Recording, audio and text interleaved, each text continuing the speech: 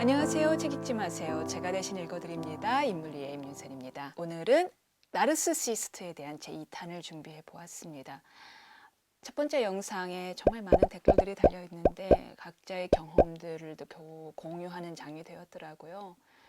많은 사람들이 자신의 아픔을 솔직하게 얘기해주고 제 아픔, 더 아픈 분들이 위로까지 해주시고 그런 분들이 또 공통적으로 저에 대해서 어떤 요청이 있었냐면은 그렇다면 이 사람들은 왜 이렇게 된 것이냐, 그리고 내 이를 벗어나지 못하는 상황이라면은 어떻게 대응해야 하는가라는 질문이 있는데, 저는 심리학자가 아니다 보니까 제가 섣불리 답을 달 수는 없었고, 그렇다면 제가 할 수 있는 거는 그 이야기가 적혀져 있는 책을 대신 소개해 주는 것이 제가 해드릴 수 있는 일이다 싶어서 가장 적합한 책을 찾아보았습니다.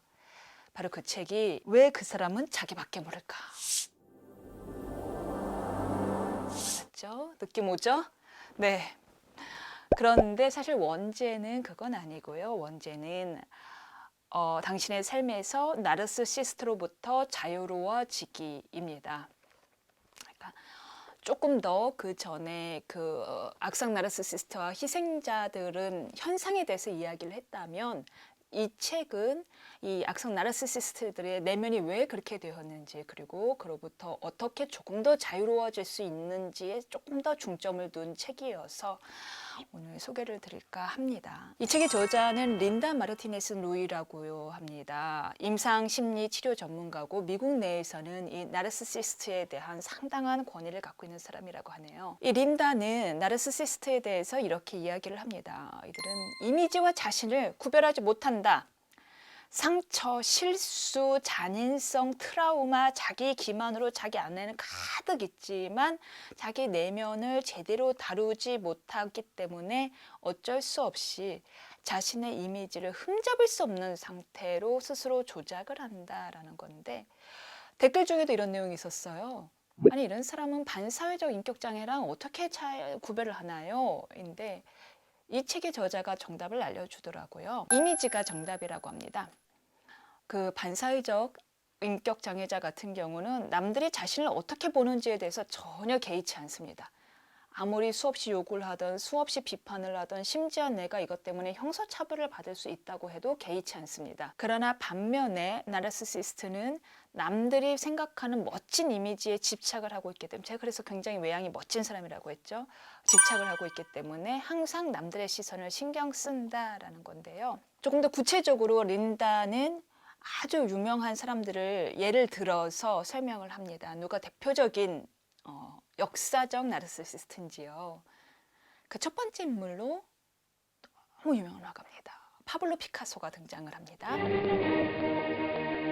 사실 예술가라면 뭐 어느 정도 자기성이 당연히 있으려니, 뭐 공주병 왕자병 당연히 있으려니 했는데, 이 파블로 피카소는 저자에 따르면은 단순히 그 수준을 넘어가서 정말 병자였고, 자기 주변의 모든 사람을 죄 다 어둠의 나락으로 집어 넣어야지만 성에 차하던 성격 장애자였다라는 거예요. 그래서 파블로 피카소는 심지어 본인의 자화상에 자신 뭐라고 적었냐 하면은 요 피카소라고 적을 정도인데, 이것은 뭐냐 하면은 나는 피카소이다.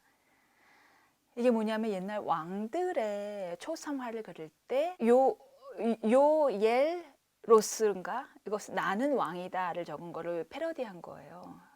그걸 나는 피카소다라고 적은 거였는데, 마치 제가 그때 소개해드렸던 몽루와 나의 왕처럼 이들은 스스로를 왕으로 생각하고 주변을 하인, 하녀 정도로밖에 생각을 안 합니다. 파블로 피카소는 굉장히 그 빛나는 재능으로 모든 사람들의 관심을 독차지했고, 뭐 고흐나 이런 사람들과는 달리 30대, 40대부터 아주 유명해져서 거부를 손에 쥐고 많은 사람들이 어딜 가든 많은 사람들의 찬사와 관심을 독차지했습니다. 그렇게 해서 부인도 얻었고 수없이 많은 정부도 얻고 자식들도 있었고 동업자들도 있었는데, 이들을 다 자기 멋대로 통제를 해야지만 성에 차는 사람이었습니다. 어떤 식으로 통제를 했느냐? 감정적으로 일부러 유기를 하고, 만성적으로 거짓말을 하고. 이들은 거짓말에 절대 죄책감을 느끼지 않는다는 것이 린다 이야기입니다. 왜? 하인 따위한테 거짓말을 하는 것이 뭐가 중요하겠습니까? 자기 삶 자체도 자기도 거짓말인데. 그리고 가학석 성애를 가하고 심리적으로 일부러 냉담하게 굴고. 왜? 그래야 자기한테도 매달리는 걸 아니까. 이런 식으로 타인을 무자비한 암흑의 상태로 밀어넣고 주변 사람들은 늘 불행해야만 했습니다. 유명한 그 남미의 예술가인 프리다의 남편 디에고 있지 않습니까? 디에고도 아주 유명한 나르시시스트인데 자기애적 성격 장애자인데 그 사람은 나중에 그런 말을 했었죠. 나는 내가 사랑하는 여자를 미친 듯이 괴롭혀야지만 성에 차는 몹쓸 성격을 갖고 있다고. 프리다가 얼마나 고생을 했습니까? 파블로 피카소도 약 그런 유형의 사람이었던 거예요. 91년의 생애 동안 2명의 아내, 아내는 적어 보여 생각보다, 그렇죠? 4명의 자식, 여기까지는 좀 평범해 보여요. 그러나 수많은 연인과 정부를 거느렸는데 그 중에서 피카소와 가장 조금 더 길게 밀접한 관계를 가졌던 사람의 이름은 프랑수아즈입니다. 61일 때 프랑수아즈는 미술학교 학생이었습니다. 얼마나 동경을 했겠어요. 정말 왕이 아니라 황제처럼 우러러봤겠죠. 프랑수아즈는. 피카소는 그 마음을 이용을 합니다.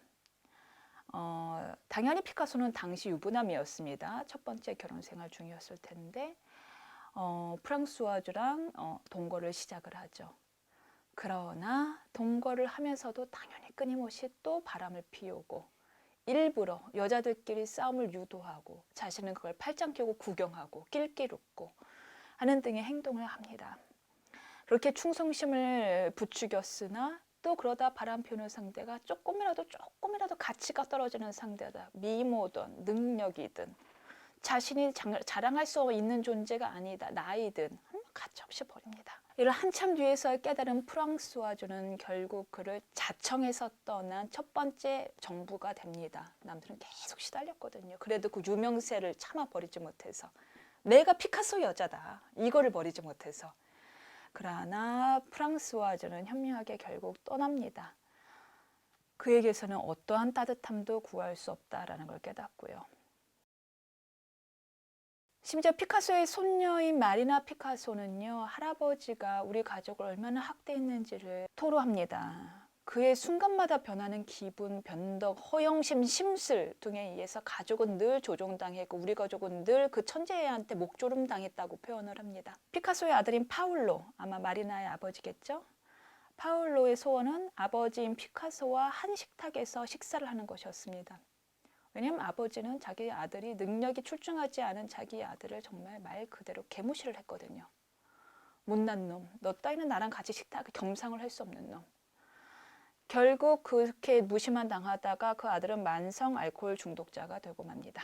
전 세계의 사람들에게 그렇게 큰 충격을 남겨준 여러 명작을 만들어낸 사람이 본인은 너무너무 차가운 심장을 갖고 다른 사람들을 어둠의 나락으로 발로 짓밟아야지만 성에 차는 사람이었던 거예요.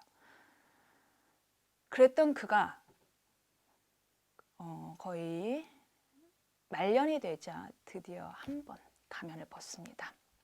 자화상을 통해서요. 그가 1972년에 그린 자화상에서 그는 결국 자신의 가면을 벗습니다. 그 가면은 전처럼 나는 피카소다 하는 것처럼 자신감 넘치는 그런 얼굴이 아니고요. 분노와 공포가 가득한 얼굴이었습니다. 그것은 저자는 그가 가면을 벗었다.